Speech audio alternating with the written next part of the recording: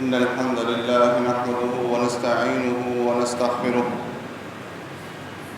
ونعوذ بالله من شرور أنفسنا ومن سيئات أعمالنا من يهده الله فلا مضل له ومن يضلل فلا هادي له أشهد أن لا إله إلا الله وحده لا شريك له وأشهد أن محمدًا عبده ورسوله يا أيها الذين آمنوا اتقوا الله حق تقاته ولا تموتن إلا وأنتم مسلمون يا أيها الناس اتقوا ربكم الذي خلقكم من نفس واحدة وخلق منها زوجها وبث منهما رجالا كثيرا ونساء واتقوا الله الذي تساءلون به والأرحام إن الله كان عليكم رقيبا يا أيها الذين آمنوا اتقوا الله وقولوا قولا سديدا يصلح لكم أعمالكم ويغفر لكم ذنوبكم ومن يطع الله ورسوله فقد فاز فوزا عظيما أما بعد فإن خير الحديث كتاب الله وخير الهدي هدي محمد صلى الله عليه وسلم وشر الأمور محدثاتها وكل محدثة بدعة وكل بدعة ضلالة وكل ضلالة في النار اللهم صل على محمد وعلى آل محمد كما صليت على إبراهيم وعلى آل إبراهيم إنك حميد مجيد اللهم بارك على محمد وعلى آل محمد كما باركت على إبراهيم وعلى آل إبراهيم إنك حميد مجيد قل إن كنتم تحبون الله فاتبعوني يحببكم الله ويغفر لكم ذنوبكم والله غفور رحيم ہر قسم کی حمد و ثنا اور تعریف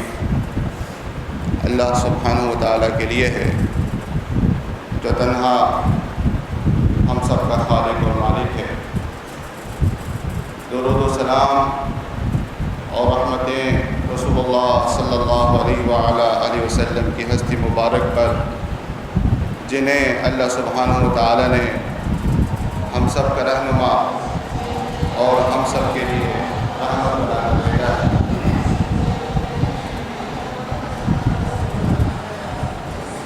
حضرات گرامی، نبی مکرم صلی اللہ علیہ وآلہ وسلم سے محبت کرنا یہ ایمان کا جزو لازم ہے، اور کوئی بھی شخص اس وقت تک کامل ایمان والا نہیں ہو سکتا جب تک رسول اللہ صلی اللہ علیہ وآلہ وسلم سے محبت اپنے آپ سے، اپنے اہل و عیال سے، بلکہ پوری انسانیت سے زیادہ نہ کرے۔ آپ صلی اللہ علیہ وآلہ وسلم کی محبت کی فرضیت اور آپ صلی اللہ علیہ وآلہ وسلم کی محبت کی حقیقت اور آپ صلی اللہ علیہ وآلہ وسلم سے محبت کے تقاضے اور اس کی علامتیں، ان تمام چیزوں کے بارے میں رب ذوالجلال نے قرآن مجید میں اور رسول اللہ صلی اللہ علیہ وآلہ وسلم نے احادیث مبارکہ میں اور صحابہ کرام رضوان اللہ علیہم اجمعین نے اپنے اقوال میں بڑی ہی تفصیل سے بیان کر دیا ہے۔ جو آیت میں نے آپ کے سامنے پڑھی ہے اس میں محبت کا ذکر ہے، لیکن محبت کی حقیقت کا بھی ذکر ہے، جسے آج ہم اکثر ناواقف ہیں اور جانتے نہیں ہیں۔ اگر ہم غور کریں اس آیت مبارکہ پر تو ہمیں آپ صلی اللہ علیہ وآلہ وسلم سے محبت کی حقیقت، اصلیت کیا ہے، اس کے بارے میں بخوبی معلوم ہو سکتا ہے۔ سورہ آل عمران کی اس آیت مبارکہ میں رب ذوالجلال نے آپ صلی اللہ علیہ وآلہ وسلم سے یہ فرمایا کہ آپ یہ فرما دیں، آپ یہ کہہ دیں کہ ان کنتم تحبون اللہ، کہ اگر تم اللہ سے محبت کرتے ہو، فاتبعونی یحببکم اللہ، اللہ کی محبت اس وقت سچی، اور آپ صلی اللہ علیہ وسلم سے بھی، اس کا مفہوم یہ بھی ہے کہ اور آپ صلی اللہ علیہ وآلہ وسلم سے محبت بھی اس وقت صحیح ہوگی، فاتبعونی، جب تم میری بات مان لو گے، جب تم میری اطاعت کرو گے، جب تم میری اتباع کرو گے۔ اور یہ زبانی جمع خرچ، زبانی طور پر یہ کہہ دینا کہ مجھے رسول صلی اللہ علیہ وآلہ وسلم سے محبت ہے، لیکن اس محبت میں اس کے قول اور اس کے فعل میں تضاد ہو۔ قرآن مجید اور سنت رسول صلی اللہ علیہ وآلہ وسلم ہمیں ان لوگوں کے بارے میں بتاتا ہے کہ جنہوں نے آپ صلی اللہ علیہ وآلہ وسلم سے محبت کا اعلان بھی کیا، لیکن اسے سچا کر دکھایا، جس میں صحابہ کرام رضوان اللہ علیہم اجمعین سب سے پہلے۔ یہ انسان کی فطرت کے اندر ہے کہ اسے اپنے شہر سے بھی محبت ہوتی ہے، اپنے علاقے سے محبت ہوتی ہے، اور اپنے خاندان سے، اپنی برادری سے، اپنے وطن سے محبت ہوتی ہے، لیکن سچی محبت اس شخص کی محبت ہے جو ان تمام چیزوں کو اللہ اور اللہ کے رسول صلی اللہ علیہ وآلہ وسلم کی محبت کی وجہ سے چھوڑ دے، جس کی مثال صحابہ کرام رضوان اللہ علیہم اجمعین نے قائم کی، اور اس سے پہلے خود رسول صلی اللہ علیہ وآلہ وسلم نے قائم کی۔ آپ صلی اللہ علیہ وآلہ وسلم جب مکہ میں آپ دعوت دین دیتے رہے، اور آپ پر ایمان لانے والے، آپ کی تصدیق کرنے والے بہت کم لوگ تھے۔ آپ کی سب سے زیادہ مخالفت آپ کے اپنے رشتہ داروں نے کی، آپ کے سگے چچا نے کی، آپ کے قبیلے نے کی، آپ کے شہر والوں نے کی، حالانکہ رسول صلی اللہ علیہ وآلہ وسلم اس شہر مکہ کے سب سے زیادہ معزز انسان تھے، اور یہ لوگ خود اس بات کی گواہی دیا کرتے تھے کہ ہم سب جھوٹ بول سکتے ہیں لیکن محمد صلی اللہ علیہ وسلم جھوٹے نہیں ہیں، ہم خیانت کر سکتے ہیں لیکن آپ خائن نہیں ہیں، اور آپ صلی اللہ علیہ وآلہ وسلم کو صادق اور امین کا خطاب دیا کرتے تھے، لقب دیا کرتے تھے۔ آپ صلی اللہ علیہ وآلہ وسلم اللہ کے دین کی خاطر، اللہ کے خاطر آپ نے جو مثال قائم کی، سب سے پہلے وہ یہ تھی کہ جب آپ مکہ سے مدینہ ہجرت کرنے لگے تو آپ صلی اللہ علیہ وآلہ وسلم نے کعبہ مشرفہ کی طرف دیکھا، اور آپ نے فرمایا کہ انکی احب الیہ، اے کعبہ، اللہ کی قسم تو مجھے سب سے زیادہ محبوب ہے، اگر یہ لوگ مجھے نہ نکالتے تو میں یہاں سے نہ نکلتا۔ اور آپ صلی اللہ علیہ وآلہ وسلم جب وہاں سے نکالے گئے اور مدینہ میں تشریف لے گئے، اب یہاں سے صحابہ کرام جو مدینہ میں جا کر بس گئے، اب یہ محبت کیسی تھی کہ آپ نے اپنا آبائی شہر بھی چھوڑ دیا، اپنا قبیلہ بھی چھوڑ دیا، اور مکۃ المکرمہ جو اس وقت سے لے کر اس وقت تک احب البلاد الی اللہ ہے، سب سے زیادہ معزز اور احترام اور امن والا شہر ہے، اسے بھی اللہ کی وجہ سے چھوڑ دیا۔ اور آپ صلی اللہ علیہ وآلہ وسلم، صحابہ کرام کی محبت آپ سے ایسی تھی کہ جب آپ ہجرت کر کے مدینہ تشریف لے جا رہے تھے تو مدینہ والوں کو اطلاع ہو گئی، اور وہ آپ کا بڑی بے چینی سے انتظار کر رہے تھے کہ آپ صلی اللہ علیہ وآلہ وسلم تشریف لائیں گے۔ احادیث کی کتب میں یہ بات لکھی ہے کہ مدینہ والے روزانہ صبح نکل جاتے آپ کے انتظار میں کہ آپ کا استقبال کریں گے، آپ کا انتظار کرتے کہ شاید یہ دن ہے کہ آپ پہنچ جائیں گے۔ آپ کے ساتھ ابو بکر صدیق بھی ہیں، روزانہ جاتے، اور دوپہر کی گرمی، شدید گرمی میں جب بے بس ہو جاتے اور آپ صلی اللہ علیہ وآلہ وسلم دور دور تک نظر نہ آتے تو پھر واپس اپنے گھروں میں لوٹ جاتے۔ اسی طرح دوسرے دن بھی، اور اسی طرح تیسرے دن بھی رسول اللہ صلی اللہ علیہ وآلہ وسلم کا چہرہ انور دیکھنے کے لیے اور آپ کا استقبال کرنے کے لیے سارے مدینے والے باہر نکل جاتے۔ ایک مرتبہ اسی طرح 2 یا 3 دن گزر گئے، اور انتظار کرتے کرتے جب مدینہ والے واپس اپنے گھروں کو آ رہے تھے تو دور سے دیکھا کہ کوئی سوار آ رہا ہے۔ ایک یہودی نے اعلان کیا، اس وقت یہودی بستے تھے، کہ یا معاشر العرب ھذا جدکم، اے عرب والو، مدینہ والو، مجھے ایسا لگ رہا ہے کہ یہ محمد صلی اللہ علیہ وآلہ وسلم تشریف لا رہے ہیں۔ اور اس وقت سارا کا سارا مدینہ آپ صلی اللہ علیہ وآلہ وسلم کو دیکھنے کے لیے اور آپ کے استقبال کے لیے وہاں پر موجود تھا۔ یہ ابتدائی علامت اور ابتدائی محبت تھی، جسے آج میں اور آپ بھی کر سکتے ہیں، لیکن اس سے مزید آگے چلیے کہ صحابہ کرام رضوان اللہ علیہم اجمعین نے وہ آپ صلی اللہ علیہ وآلہ وسلم سے محبت کی حقیقت کو جانتے، مانتے، عمل کرتے تھے، یا آج ہماری طرح محبت کے صرف دعوے کیا کرتے تھے؟ انصار صحابہ رضوان اللہ علیہم اجمعین جیسی مثال، ادھر مکہ کے اندر صحابہ کرام رسول اللہ صلی اللہ علیہ وآلہ وسلم کی صرف ایک آواز کے اوپر اپنے گھروں کو بھی چھوڑ دیتے ہیں، اپنے بچوں کو بھی چھوڑ دیتے ہیں،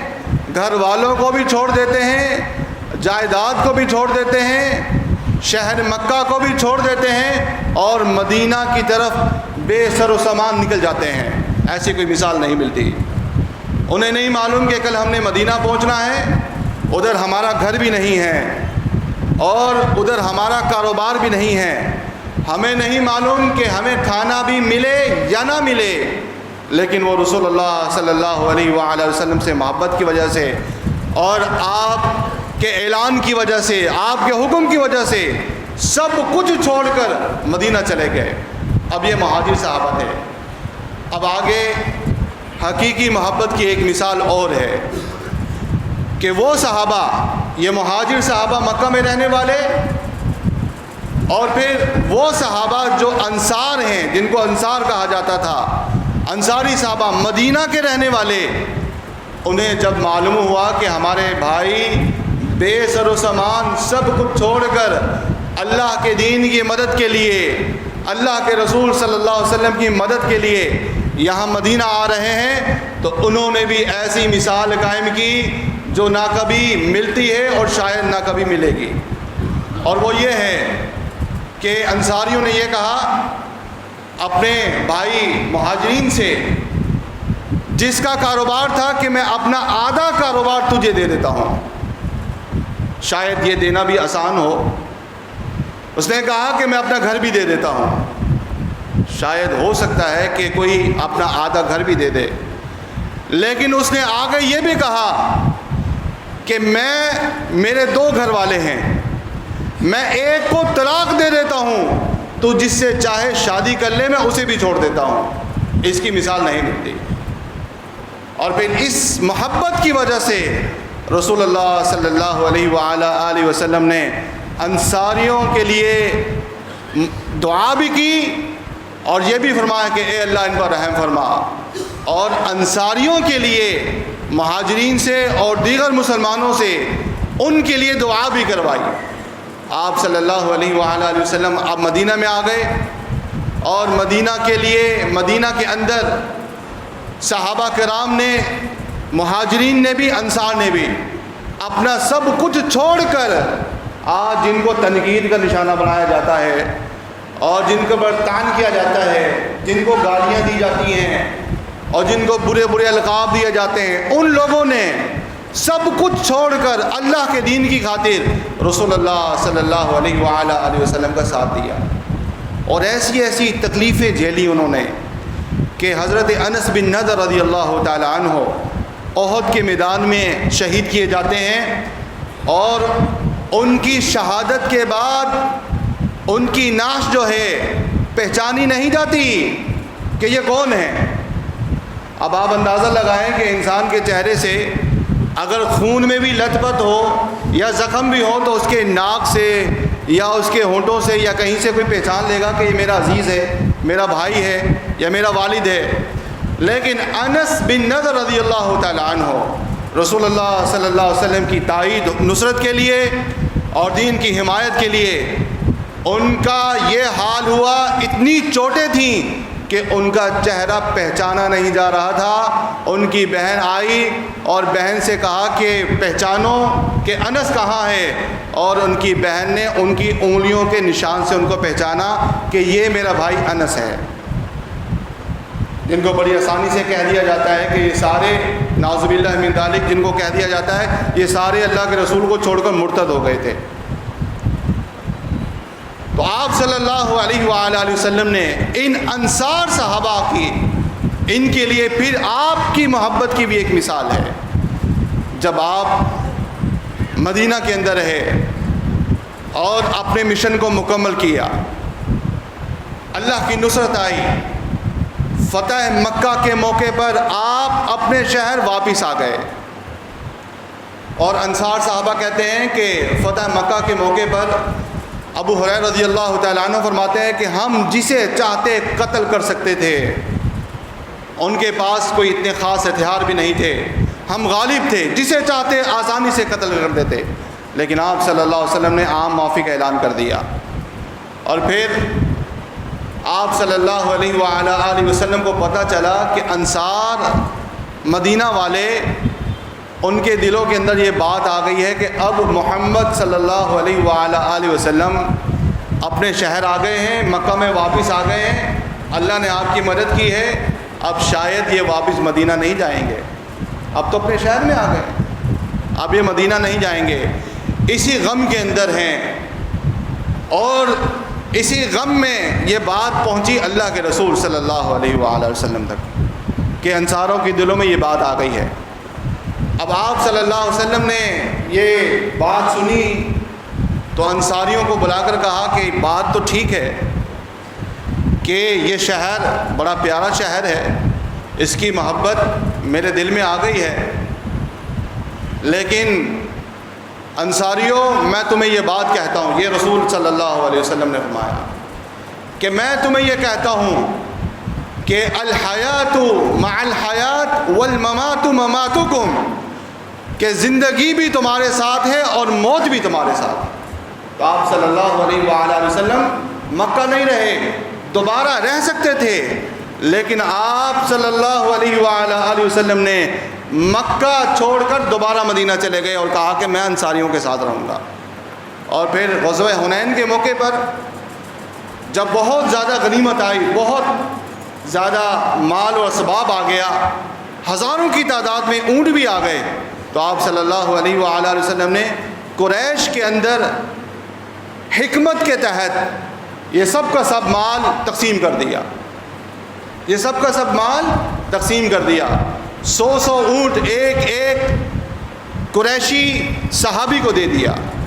اب انصاری مدینہ کے رہنے والے، ان کے دلوں میں دوبارہ یہ بات آ گئی کہ سب کچھ تو اللہ کے رسول صلی اللہ علیہ وسلم نے ان کو دے دیا ہے، شاید ہمیں کچھ نہیں ملے گا۔ آپ صلی اللہ علیہ وآلہ وسلم کو یہ بات پہنچی،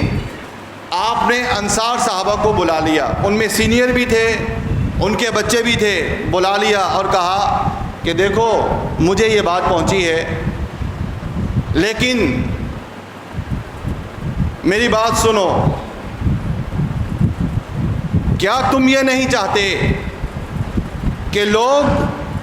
اپنے گھروں میں یہ مال و اسباب لے کر جائیں، کئی 100 اونٹ لے کر جائیں، اور تم اپنے ساتھ مجھے محمد صلی اللہ علیہ وسلم کو لے کے جاؤ؟ یہ ہے محبت جو صحابہ کرام رضوان اللہ علیہ مجمعین نے وہاں پر قائم کر دی۔ کیا میں اور آپ میں سے کوئی یہ سوچ سکتا ہے، کوئی یہ کہہ سکتا ہے کہ محبت کا جو دعویٰ ہم کرتے ہیں کہ صحابہ کرام نے آپ صلی اللہ علیہ وآلہ وسلم کے ساتھ جہاد بھی کیا، جانیں بھی لٹائیں، مال بھی لٹایا، سب کچھ لٹا دیا، انہوں نے کبھی نماز چھوڑ دی ہو، جو کہ آسان کام ہے؟ اذان کی آواز آئی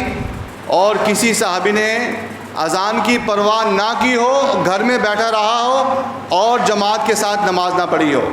کسی بھی صحابی کے بارے میں کوئی یہ ثابت کر سکتا ہے کہ آپ صلی اللہ علیہ وآلہ وسلم کے بعد اس نے نماز چھوڑ دی ہو، نماز نہ پڑھی ہو؟ ایک موقع پر چند لوگوں نے، چند قبائل نے اس بات کا اعلان کر دیا اور یہ کہا کہ اب چونکہ رسول صلی اللہ علیہ وآلہ وسلم اس دنیا میں موجود نہیں ہیں تو ہم زکوٰۃ نہیں دیں گے، نمازیں پڑھیں گے، نماز پڑھتے تھے لیکن زکوٰۃ نہیں دیں گے۔ اب میں اور آپ اپنے آپ پر، اپنے معاشرے پر اور اپنے گھروں پر، اپنے شہروں پر، اپنے ملک کے اوپر ذرا نظر دوڑائیں کہ ہم کیا کر رہے ہیں اور ہم اپنی محبت میں کتنے سچے ہیں۔ انہوں نے اعلان کر دیا کہ ہم زکوٰۃ نہیں دیں گے، حالانکہ ان میں سے اکثر جو ہے وہ ایسے ہوں گے جو اتنے مالدار نہیں ہوں گے جتنا مال رب ذوالجلال نے آج ہمیں دے دیا ہے۔ انہوں نے یہ کہہ دیا کہ ہم زکوٰۃ نہیں دیں گے، نماز تو ہم پڑھیں گے، مسلمان بھی ہم ہیں، جیسے ہم کہتے ہیں کہ بھائی ہم نماز تو نہیں پڑھیں گے، نماز نہیں پڑھتے لیکن مسلمان تو ہم ہیں۔ انہوں نے یہ اعلان کر دیا۔ ابو بکر صدیق رضی اللہ تعالیٰ عنہ اور عمر اس وقت موجود ہیں۔ ابو بکر صدیق رضی اللہ تعالیٰ عنہ نے جب یہ بات سنی تو کہنے لگے لأقاتلنہم، میں ان سے قتال کروں گا، لڑوں گا۔ اب سینئر صحابہ موجود ہیں لیکن عمر رضی اللہ تعالیٰ عنہ نے یہ بات کہی جو آج ہم میں سے بھی کوئی کہہ سکتا ہے اگر ایسا واقعہ کوئی پیش آ جائے، اتقتلوا من یقول لا الہ الا اللہ۔ ابو بکر صدیق رضی اللہ عنہ، اے خلیفۃ المسلمین، آپ ایسے لوگوں سے قتال کریں گے جو لا الہ الا اللہ پڑھتے ہیں؟ آپ ایسے لوگوں سے قتال کریں گے؟ اور پھر ابو بکر صدیق رضی اللہ تعالی عنہ نے حدیث سنائی کہ رسول اللہ صلی اللہ علیہ وآلہ وسلم سے میں نے یہ حدیث سنی ہے کہ مجھے اس بات کا حکم دیا گیا ہے کہ میں قتال کرتا رہوں گا یہاں تک کہ لوگ توحید کے اوپر آ جائیں اور نماز قائم کریں اور زکوٰۃ بھی دیں۔ یہ اللہ کا حق ہے، ایسا کرنا پڑے گا۔ عمر رضی اللہ تعالیٰ عنہ نے جب وہ حدیث سنی جس کی ایک الگ تفصیل ہے تو عمر رضی اللہ تعالیٰ عنہ نے کہا کہ مجھے بھی اطمینان ہو گیا کہ ابو بکر حق پر ہیں، اور قتال کیا گیا یہاں تک کہ قبائل نے زکوٰۃ دینے کا اعلان کر دیا۔ کبھی آپ نے سنا ہو کہ جو صحابہ کرام رضوان اللہ علیہ مجمعین تھے انہوں نے آپ صلی اللہ علیہ وآلہ وسلم کے بعد جہاد چھوڑ دیا ہو، یا ان کے معاشرے کے اندر چوری عام ہو گئی ہو، یا جس طرح ہمارے ملک کے اندر آج شراب کی دکانوں پر رش لگتا ہے یا سود مختلف ناموں کے ساتھ عام ہو چکا ہے. سود تو اتنا عام کر دیا گیا ہے کہ دکانوں سے زیادہ بینک نظر آتے ہیں. انٹرسٹ ریٹ زیادہ ہے. دوسرے ممالک میں 0 یا 2 یا 3%، آپ کے ملک کے اندر پہلے 12% تھا، اب شاید 9 یا 10% ہے. مطلب یہ ہے کہ اگر کسی کے پاس 1 ارب روپیہ بینک کے اندر موجود ہے تو وہ بینک کے اندر 1 ارب روپے رکھا رہنے دے، سال کے بعد 10 کروڑ روپے ہم سے لے لے. اسے فیکٹری لگانے کی ضرورت ہی نہیں ہے، اسے محنت کرنے کی ضرورت نہیں ہے، ہم سود دیں گے. یہ اسلامی ملک کہتا ہے. میرے بھائی، یہ ہے محبت کی حقیقت، اور وہ ہے اللہ کے رسول صلی اللہ علیہ وآلہ وسلم کی اتباع. آپ صلی اللہ علیہ وآلہ وسلم کی بات کو مان لینا، آپ صلی اللہ علیہ وآلہ وسلم کی بات کو تسلیم کر لینا. رب ذوالجلال نے صحابہ کرام کی جگہ جگہ تعریف فرمائی، وہ صرف اس لیے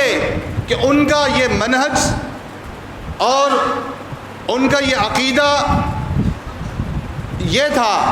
کہ صرف 2 باتیں کیا کرتے تھے اور 2 باتیں کہا کرتے تھے. قالوا سمعنا واطعنا، بس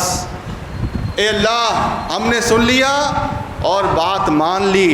کیونکہ چونکہ اور چنا کے یہ صحابہ کرام رضوان اللہ علیہ مجمعین نہیں کرتے تھے. جب بھی کوئی آرڈر مل جاتا تو رسول اللہ صلی اللہ علیہ وآلہ وسلم کی بات فوراً مان لیا کرتے تھے. ایک مرتبہ آپ نے ایک صحابی کو دیکھا، انہوں نے سونے کی انگوٹھی پہنی ہوئی ہے. آپ صلی اللہ علیہ وسلم نے فرمایا کہ سونا میری امت کے مردوں کے اوپر حرام ہے. عورتیں پہن سکتی ہیں، مرد نہیں پہن سکتے. آپ صلی اللہ علیہ وسلم نے ایک روایت میں یہ بات آتی ہے کہ وہ خود سونے کی انگوٹھی لی اور اسے پھینک دیا کہ یہ نہ پہنو. ایک روایت میں یہ بات آتی ہے کہ وہ صحابی نے وہ انگوٹھی پھینک دی. اب مجلس برخاست ہو جاتی. سونا ہے، اس وقت چند ٹکڑے بڑی مشکل سے ملا کرتے تھے. یہ باتیں کہنا آسان ہیں، سننا بھی آسان ہے، میرے لیے بھی آپ کے لیے بھی، کہ اماں عائشہ فرمایا کرتی تھیں کہ کئی دن گزر جاتے، ہمارے گھر میں آگ نہیں جلتی تھی، کھانے کو کچھ ملتا نہیں تھا. تو پوچھنے والے نے پوچھا کہ گزارا کیسے ہوتا تھا؟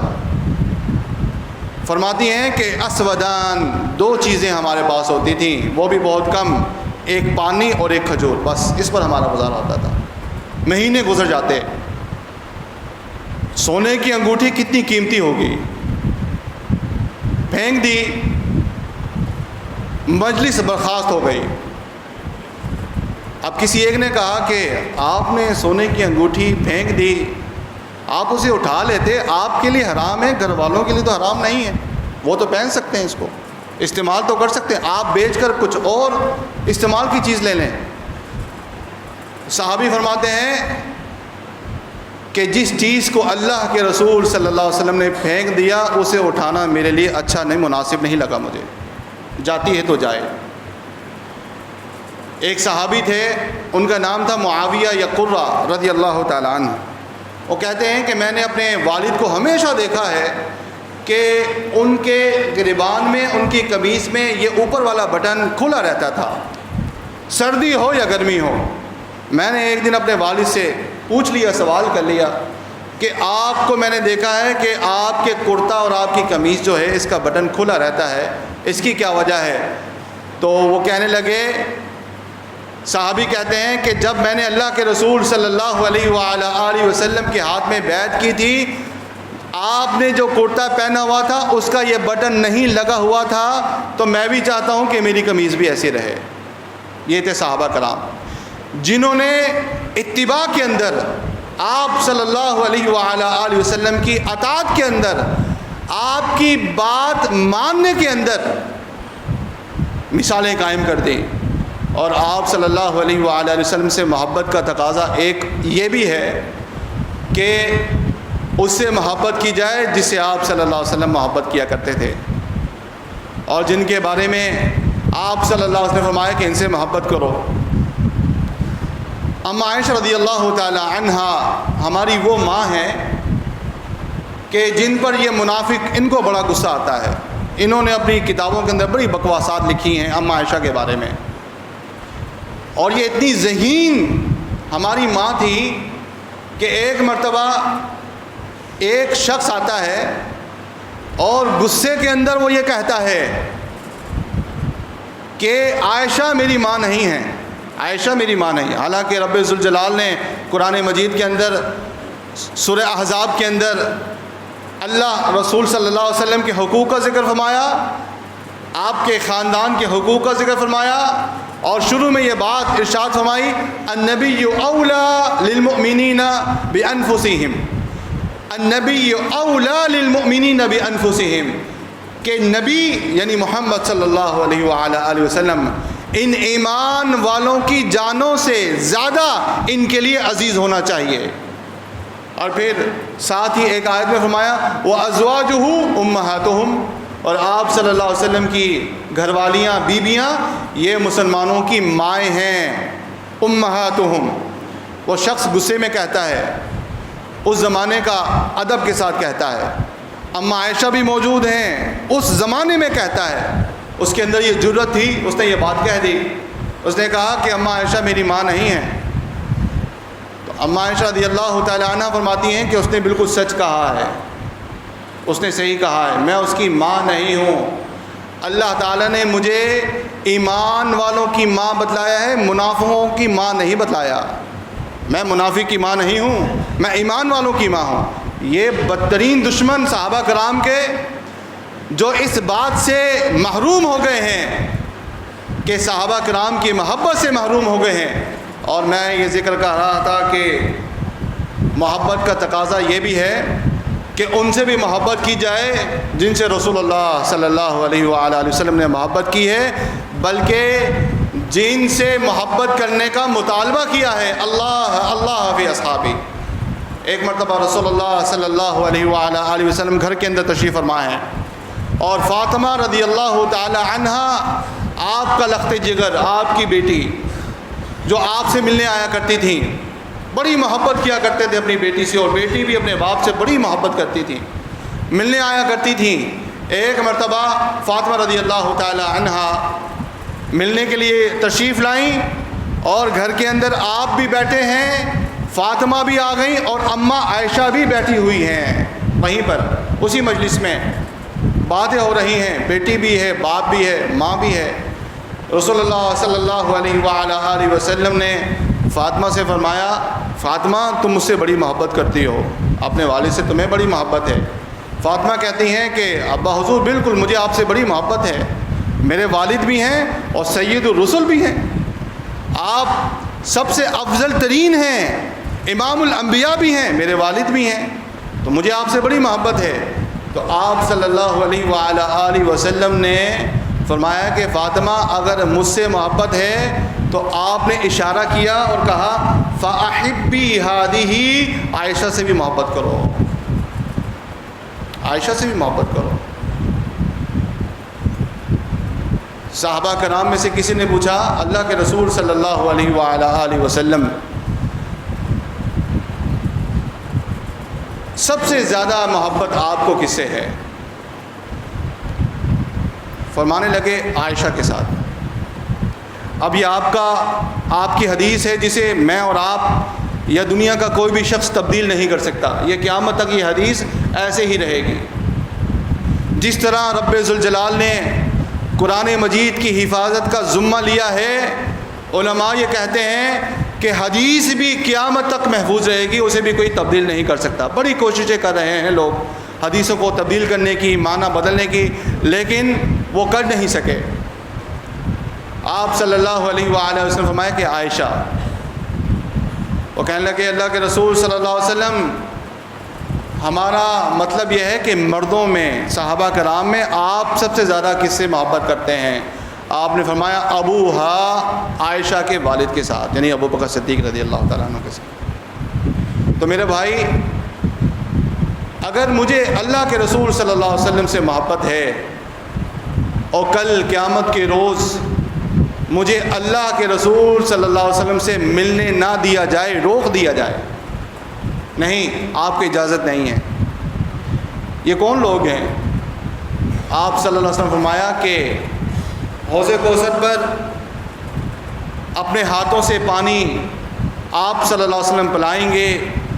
اور اس پانی کے بارے میں بھی آپ نے بتلایا کہ جو اسے ایک مرتبہ پی لے لم یظمأ ابدا، اسے کبھی پیاس نہیں لگے گی۔ کچھ لوگ آئیں گے، فرشتے ان کو دور لے جائیں گے، آپ صلی اللہ علیہ وسلم فرمائیں گے یہ تو میرے امتی ہیں۔ فرشتے کہیں گے کہ یہ آپ کے امتی ہیں، لیکن انہوں نے آپ کے بعد آپ کے دین کو بدل دیا، آپ کے بعد آپ کے دین کو بدل دیا۔ آج ہم دیکھتے ہیں کہ کس طرح قرآن مجید اور سنت رسول صلی اللہ علیہ وسلم کی حقیقت کو بدل دیا گیا ہے۔ کرسمس کسے کہتے ہیں؟ کرسمس اس عید کا نام ہے، اس دن کا نام ہے جس دن نصرانی جن کا اعتقاد یہ ہے کہ عیسیٰ علیہ الصلوۃ والسلام نعوذ باللہ من ذالک اللہ کے بیٹے اور الہ بھی مانتے ہیں، وہ پیدا ہوئے، اس خوشی میں عید مناتے ہیں۔ اور آپ صلی اللہ علیہ وآلہ وسلم سے محبت نہ جاننے کی وجہ سے آج اکثر امت جو ہے وہ انہی خرافات میں پڑی ہوئی ہے، انہی خرافات میں پڑی ہوئی ہے۔ جبکہ حقیقت کیا ہے؟ حقیقت یہ ہے کہ آپ صلی اللہ علیہ وآلہ وسلم سے پوچھا گیا کہ آپ سوموار کا روزہ رکھتے ہیں، آپ جمعرات کا روزہ بھی رکھتے ہیں۔ آپ نے فرمایا کہ سوموار کو روزہ میں اس لیے رکھتا ہوں کہ اس دن میری پیدائش کا دن ہے، سوموار کو میں پیدا ہوا۔ تو بھائی آپ کو محبت ہے، آپ روزہ رکھ لیں، آپ روزہ رکھ لیں، رسول اللہ صلی اللہ علیہ وسلم سے محبت کا اظہار ایسے کریں تو بڑا بد نصیب ہے وہ شخص جسے کل اللہ کے رسول صلی اللہ علیہ وسلم سے ملنے نہ دیا جائے۔ آخری گزارش کر کے اپنی بات کو ختم کرنا چاہوں گا، ان بد نصیبوں میں سر فہرست بے نمازی ہے، جو نماز نہیں پڑھتا۔ وہ کیسے؟ آپ صلی اللہ علیہ وآلہ وسلم جنت کے اندر اعلیٰ علیین میں سب سے بلند مقام آپ صلی اللہ علیہ وسلم کا، اور آپ صلی اللہ علیہ وسلم نے فرمایا کہ بے نمازی کل قیامت کے روز فرعون کے ساتھ ہوگا، بے نمازی کل قیامت کے روز قارون کے ساتھ ہوگا، میرے ساتھ نہیں ہوگا۔ بے نمازی کل قیامت کے روز امیہ کے ساتھ ہوگا، اور امیہ بن خلف آپ صلی اللہ علیہ وسلم کا بدترین دشمن تھا۔ اب اندازہ لگانا چاہیے کہ سچی اور حقیقی محبت کیا ہے۔ ایک مرتبہ ایک صحابی اللہ کے رسول صلی اللہ علیہ وسلم کے پاس آئے، کہنے لگے اللہ کے رسول صلی اللہ علیہ وسلم یہ ہے سچی اور یہ ہے محبت کی حقیقت۔ ایک مرتبہ ایک صحابی اللہ کے رسول صلی اللہ علیہ وسلم کے پاس آئے، کہنے لگے اللہ کے رسول صلی اللہ علیہ وسلم آپ کا چہرہ دیکھتا ہوں تو دل کو اطمینان ہو جاتا ہے، گھر میں جاتا ہوں بے چینی ہو جاتی ہے، پھر آتا ہوں آپ کو دیکھتا ہوں دل کو سکون مل جاتا ہے، لیکن فکر یہ ہے کہ کل جب جنت میں آپ تو انبیاء کے ساتھ ہوں گے، آپ کا مقام تو بہت اونچا ہے، اور ہم امتی تو ہم تو کہاں ہوں گے؟ یہ صحابی کہہ رہے ہیں ہم کہاں ہوں گے اور آپ کہاں ہوں گے، آپ کا مقام تو بہت اونچا ہے۔ ابھی یہ بات ہو رہی ہے، اسی بات کے دوران جبریل امین اللہ کا پیغام لے کر آ جاتے ہیں، اور رسول اللہ صلی اللہ علیہ وآلہ وسلم کو یہ خوشخبری سنائی جاتی ہے ہر امتی کے لیے کہ من یطع اللہ ورسول فاولئک مع الذین انعم اللہ علیہم من النبیین والصدیقین والشہداء والصالحین وحسن اولئک رفیقا۔ اے محمد صلی اللہ علیہ وآلہ وسلم آپ ان کو خوشخبری سنا دیں کہ جس کسی نے آپ صلی اللہ علیہ وآلہ وسلم کی اطاعت کی ہے، آپ کی بات مانی ہے، آپ کی سنت کے اوپر عمل کیا ہے، کل جنت میں وہ محمد صلی اللہ علیہ وسلم کے ساتھ ہوگا۔ ایک شخص ایک عالم سے سوال کرتا ہے اور کہتا ہے کہ جنت کے اندر کوئی ایسی چیز بتلائیں کہ ہمیں بھی جنت کا اشتیاق پیدا ہو، جنت کا شوق پیدا ہو۔ ٹھیک ہے، جنت کے اندر بڑی بڑی نعمتیں ہیں، ہمیں کوئی ایسی بات بتائیں کہ ہمارے اندر جنت کا اور شوق پیدا ہو جائے۔ عالم بڑا سمجھدار تھا، اس نے کہا کہ جنت کے اندر محمد صلی اللہ علیہ وسلم ہوں گے۔ اگر آپ نے محمد صلی اللہ علیہ وآلہ وسلم کو دیکھنا ہے تو پھر وہ جنت میں ہوں گے، تو آپ کو جنتیوں والے کام کرنے پڑیں گے۔ اللہ تعالیٰ سے دعا ہے کہ اللہ سبحانہ و تعالیٰ مجھے اور آپ کو رسول اللہ صلی اللہ علیہ وآلہ وسلم کی اتباع کرنے کی توفیق عطا فرمائے، آپ صلی اللہ علیہ وآلہ وسلم کی سنت کے اوپر عمل کرنے کی توفیق عطا فرمائے، قرآن مجید اور سنت رسول صلی اللہ علیہ وآلہ وسلم کو پڑھنے، سمجھنے اور اس کے اوپر عمل کرنے کی توفیق عطا فرمائے۔